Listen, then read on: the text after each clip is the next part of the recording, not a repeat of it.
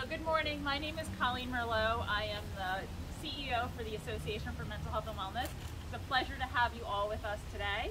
I want to acknowledge some of the folks who are joining us this morning. While you're all special guests, I'm going to name a few of our special guests who were involved in this project in particular.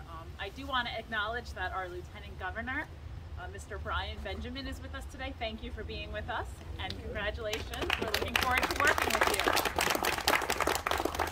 New York State Assembly Member Steve Engelbright. From OTDA, we have Matt Sulula, and I'm not saying your name appropriately, so I apologize for that. Suffolk County Legislator and Presiding Officer Rob Calarco is with us this morning. Thank you for being with us. Kim Bryant, Legislative Aide to Kara Hahn, who could not be with us this morning. We also have Director of Suffolk County Veteran Services for the County Executive, Tom Ronayne, with us. Good morning, Tom.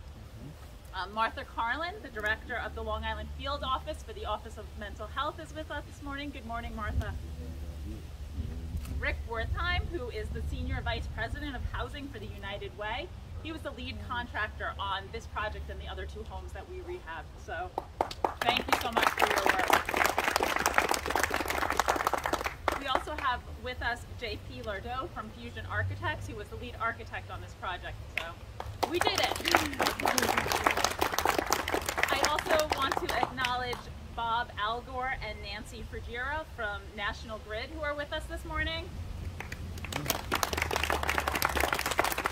They deserve a bigger round of applause, and I'm going to tell you why. This home is equipped with geothermal technology, which is a really efficient option, and for clean heating and cooling, it actually uses the environment to heat the home and to cool it by moving water back and forth. And they could tell you more about that in more, technical terms. But the bottom line is it's going to save us money so that we can put that money back into services for veterans. So we're really excited to have that as part of this project. So thank you again.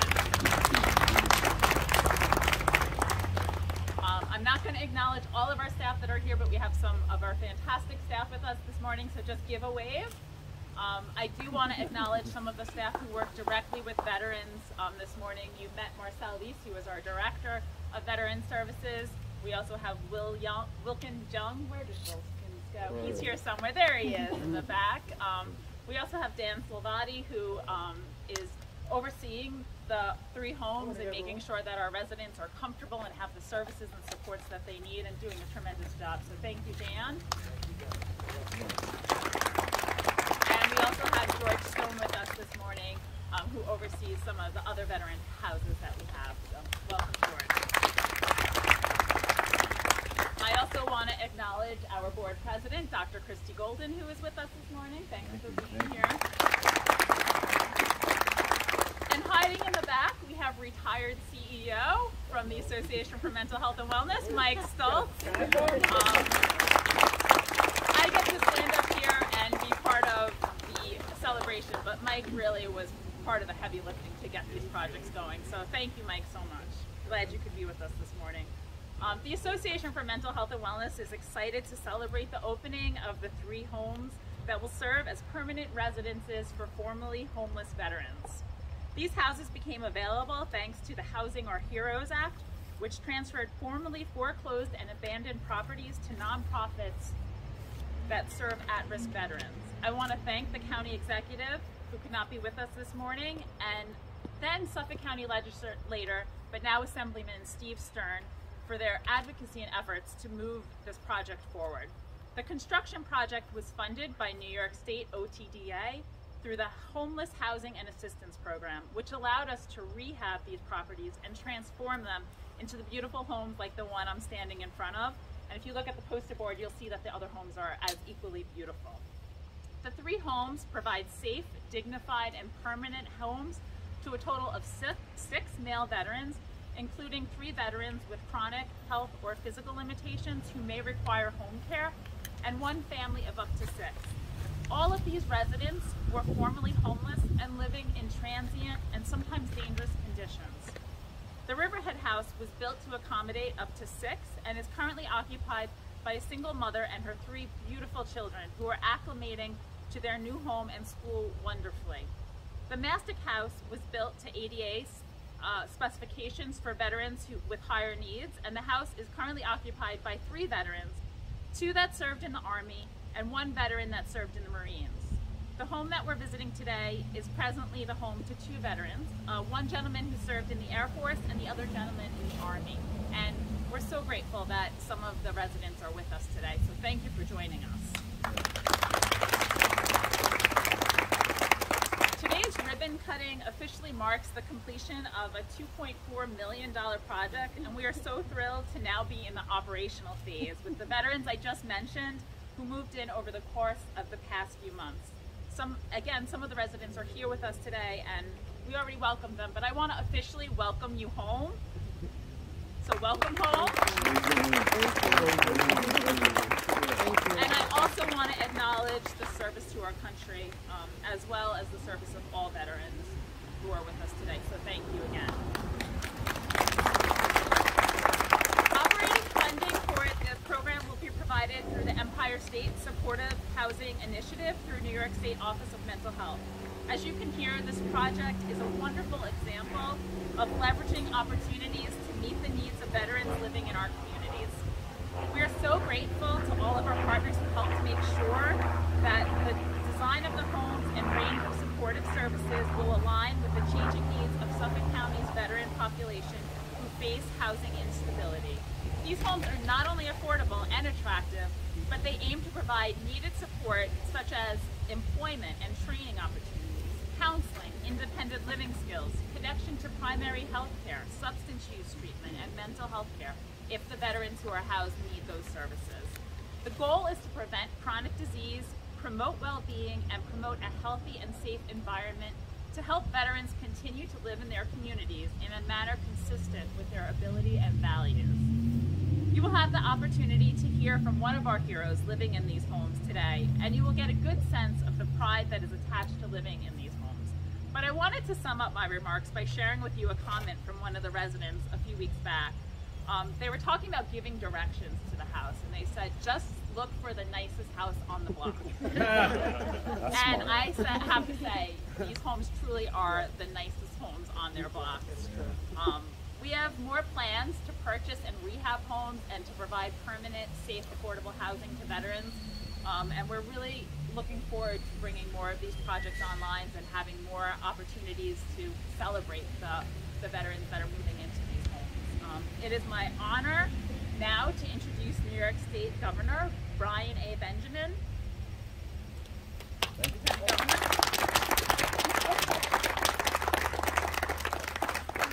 Colleen, one of the things that I learned on one of my first days on the job is that when the governor is not there, as Lieutenant Governor, you can be called governor. So she didn't promote me, in case anyone was wondering. Colleen did not promote me. She was well within her rights to say that. Representing, right? Governor Kathy Hochul has been a great partner, and it's an honor to serve as your new Lieutenant Governor. I'm the 70th Lieutenant Governor of the state of New York. I look forward to being as helpful as I can as Governor Hochul and I make sure that this state has everyone included, everyone having a seat at the table, and everyone having a home. You know, I want to thank Suffolk County for having the vision to have this program. One of the things many of us cannot deny, regardless of our political ideology, regardless of where we're from or how we got here, that if it wasn't for our veterans and those who serve and protect us, we would not be able to have the life that we have right here, right now. And so it is only right that we do everything we can to make sure that when they come home, they're never labeled homeless. It is almost emotionally sickening to me that we even have the phrase homeless veterans. You know, I have a lot of events that get put on my calendar, and you know, I pick and choose what I want to do, but this felt good because I want to thank the Association for Mental Health and Wellness. I want to thank Suffolk County. I want to thank OTDA. I want to thank OMH, and I want to thank the contractors. I used to build affordable housing. I know what the work that you have done. but coming together to do the right thing for our fellow brothers and sisters. How can we live in the wealthiest state and the wealthiest country on the planet, Earth, and have homeless veterans? It doesn't make any sense whatsoever. So whatever the state can do to continue to help work with Suffolk County to help expand this program, to do this in a way where we're respectful. And I also love the fact that it's such a beautiful house. They deserve the best that we have. We wouldn't have our own houses if it wasn't for them. And so if we have that mindset and that spirit as we take care of those who took care of us, I think we'll be moving closer towards that great ideal of a country where everyone is created equal and we have equity and fairness in how we conduct ourselves. And it is an honor to be here with all of you today, and anyone who had a part to play in what's happening today. I want to thank you from the bottom of my heart, and thank you from the governor, for Governor Kathy Hochul, for a job well done. Thank you very much. Thank you. Thank you, Lieutenant Governor. At this time, I'd like to call up Tom Romaine, who is the Director of Veteran Services for Suffolk County. Tom.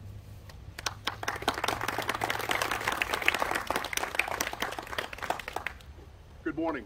Colleen, thank you so much. Thank you, Mr. Lieutenant Governor. So much has been said this morning that there's no benefit to repeating, but the remarks have been spot on. And I would simply like to add that, firstly, on behalf of my boss, County Executive Steve Ballone, who up until 7:10 this morning was scheduled to be here, unfortunately, clearly that has changed. But on behalf of Steve, thank you.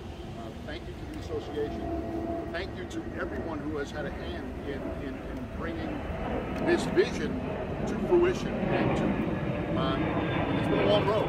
Everybody who's been involved knows that this has been a long road. But I think when we look at the finish line, so to speak, it was well worth it. It was worth every moment of every day that was invested in getting us to this point today. The Housing Our Heroes Act that was created here in Suffolk County by, again, then Legislator Stern, now Assemblyman Steve Stern, and County Executive Ballone, was really visionary. I'm not aware, I spoke briefly with Lieutenant Governor, I'm not aware that this specific approach is being applied anywhere else. So once again, when it comes to serving our veterans, and I don't say taking care of or working with, when it comes to serving the veterans in our community, Suffolk County continues to innovate, to think outside of the box, and to work across all lines, whether they be political, whether they be social, whether they be economic. Our very, very good friends in the legislature were joined today by our presiding officer, Rob Calarco. We couldn't be here today without Rob and his support. So there were just so many thank yous that need to be made. But I just want to sort of zero in on the Association for Mental Health and Wellness for just a quick moment. It is through the leadership of organizations like this within our community. It is through the leadership who possess a belief and a passion to do not only the right thing, but to do it well. Look, we can build ugly houses. That's right. For the That's same right. money. That's right. Why? There's a sense of pride. There's a dignity associated with coming home at the end of a day, putting the key in the door and saying, I'm home. I don't have to go check in. I don't have to do any of a number of other things. I'm home. I can take my shoes off. I can prepare a meal. And I can have some pride in the fact that I've come a long way. I've accomplished so much. And we've done this as a community. The leadership at the association has been extraordinary in their commitment. And unfortunately, I think very often behind the scenes. The association has been for just a little bit over a decade now, has been the contract partner to Suffolk County for administering the Joseph Dwyer Veterans Peer Support Program. And I can tell you that, Mike, what is it, a dozen years ago? Every Wednesday night when the office closed at the conference room in my office, a group of us, 5 or 6, would meet, and what came out of that became the Dwyer program. The Dwyer program has now been expanded, Mr. Lieutenant Governor, to 26 counties across the state of New York.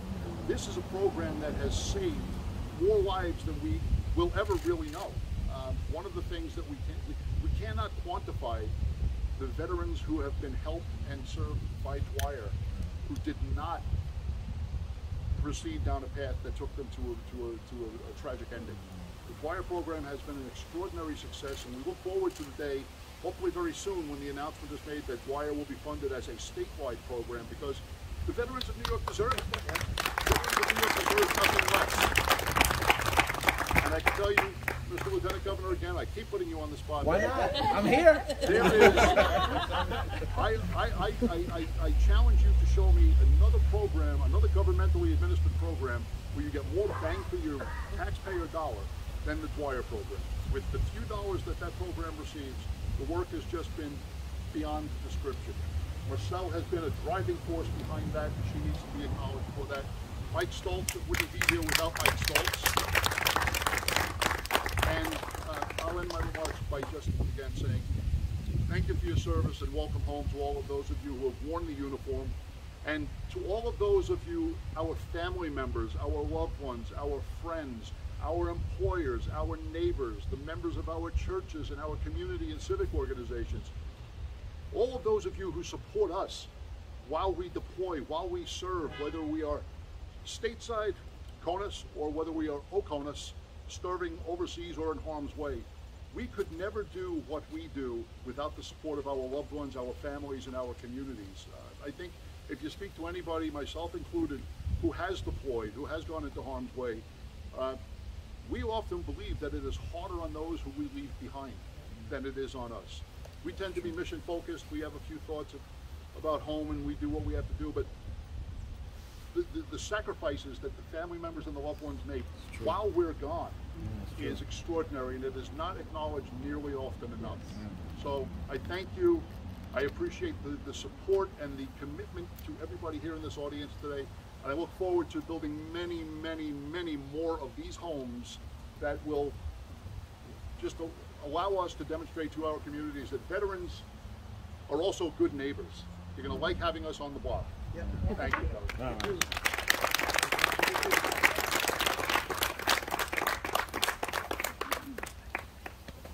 So our next speaker is about 4 minutes out. He is our resident, and I can go for 4 more minutes. Exactly. I was trying to send you the 4 minute telepathically. Did you want to say something? I did, You yes. do? Okay. Ms. Murray, please come up and speak. Thank you. Ms. Murray is one of the residents in our family home.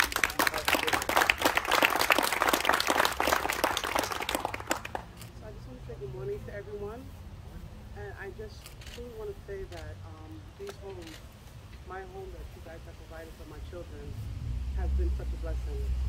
I was so proud to serve in the Navy, and to come home and to have to struggle and try to find housing and secure my children's future. It was such a struggle. And as you said, Lieutenant Governor, to serve your country, to come home, to face homelessness, that should never happen. And because of you great people, my 3 children now have a beautiful home. When they walk up the block after school, they're so proud. They run home and say, Mom, I'm home. And I just want to thank Dan. I want to thank Will, and also Marisol for just being so supportive. Yeah, it was a long struggle before I got this home, and just coming to that place, the way you really made it look beautiful at this house. I mean, it's beautiful. I knew that I was going to have a home for my children. I didn't think it was going to be a beautiful home. I didn't think it was going to be a peaceful place. I mean, they check on me all the time. Do you need anything? What do you need? And I'm so prideful that I won't ask, but they'll just come over and say, hey, here's this. Here's a gift card. You know, so I just want to say thank you for the support. Thank you for the home that you have provided for my children. And I'm so honored, and God bless you all.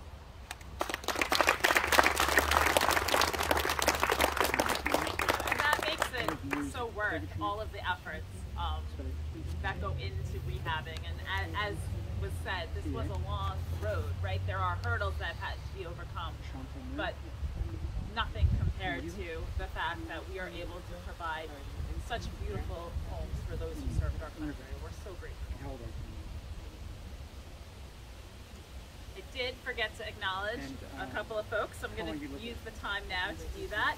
I want to acknowledge John Platts, who's a project manager with DASME, and also Ahmed Khalil, who was instrumental in this project and with us throughout the entire process. Okay. I see that our next speaker has arrived. We're just going to give him a minute to make his way up front. So our next speaker is Mr. Vincent Ross, and he served in the Marines from 1981 to 1988 and achieved the rank of Sergeant E5. Mr. Ross was stationed in Okinawa, South Korea and Beirut after the 1983 Marine barrack bombing. Mr. Ross is the father of 6 and grandfather to 77 grandchildren. 77 grandchildren.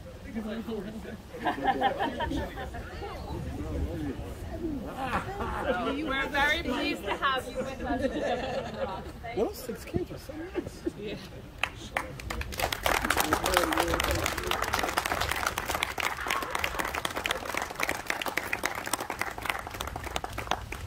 Good morning, everybody. Good morning. Every day is a great day. And I am grateful as an individual, first to have the privilege to serve this country. And when I got out of the military, as some of my fellow veterans probably had the same experience, they didn't talk to us a whole lot about what's next. It was sign here, and make sure you leave that rifle where you can't take it with you. Yeah. But I came to know this organization, and it's more than an organization, it's a family. The first thing that was said to me by Mr. Wilkins over there was, consider this your home.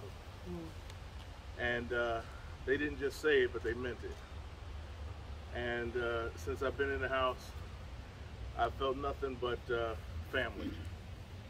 Dan, Wilkins, Mr. George, and all the other supportive staff, and it's just a beautiful thing. And it's good to know that somebody cares. It's good to know that somebody is interested in your well-being. And we're not just treated as a number or a rent receipt, but we're really treated as family. Dan has met some of my family. Shortly after moving into the house, my mom got very ill, and she was in the hospital in Valley Stream. Dan, out of his pocket, paid somebody to take me to the hospital to see my mother. I was like, wow, I couldn't believe it. And even while in the house, they provided us with the kind of things that we could have to be independent. And so I'm in the house with 2 great guys, Mr. Chance and Mr. Nelson, and they have nominated me as the house cook. So I do the best I can, some steaks and ribs and whatever, you know. And we're enjoying the ride. And I just want to say to you all again, thank you so much for including me in this family. Thank you.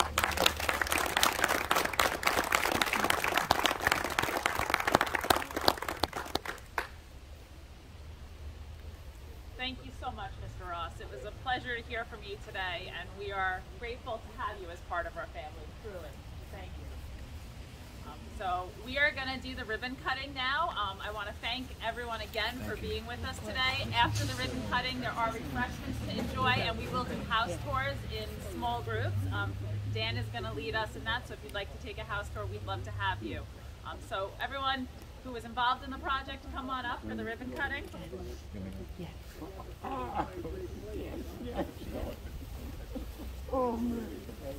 Huh? I came into the... Yes. The magazine. Yep.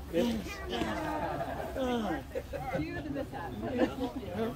What's it gonna be this time? Some people want to help. With the scissors and making it heavier.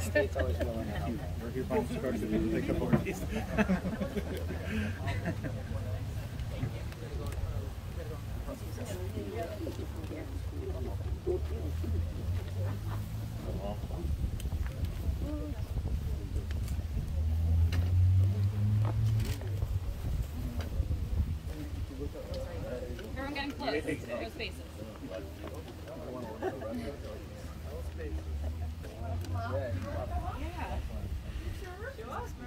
Miss Murray, do you want to come up? Miss Murray, you come have up. to, but you're welcome.